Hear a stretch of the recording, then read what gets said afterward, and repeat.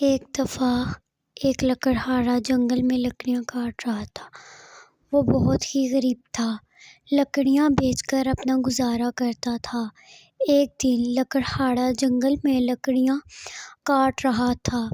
اسے پیاس لگی تو وہ پانی پینے کے لیے ندی کے کنارے گیا۔ جوں ہی وہ پانی پینے لگا، اس کا کلہاڑا گر گیا۔ وہ بہت پریشان ہوا اور رونے لگا۔ اچانک ایک پری نمودار ہوئی۔ اس نے لکڑہارے سے پوچھا، تمہیں کیا ہوا ہے؟ لکڑہارے نے جواب دیا، میرا کلہاڑا ندی میں گر گیا ہے۔ پھر پری ندی میں سے سونے کا کلہاڑا لے کر آئی اور پوچھا، یہ تمہارا کلہاڑا ہے؟ لکڑہارے نے کہا، نہیں، یہ میرا کلہاڑا نہیں ہے۔ پھر پری چاندی کا کلہاڑا لے کر آئی اور پوچھا، یہ تمہارا کلہاڑا ہے؟ لکڑہارے نے کہا، نہیں، یہ میرا کلہاڑا نہیں ہے۔ پھر پری لوہے کا کلہاڑا لے کر آئی اور لکڑہارے کو دیا۔ لکڑہارے نے کہا، ہاں، یہی میرا کلہاڑا ہے۔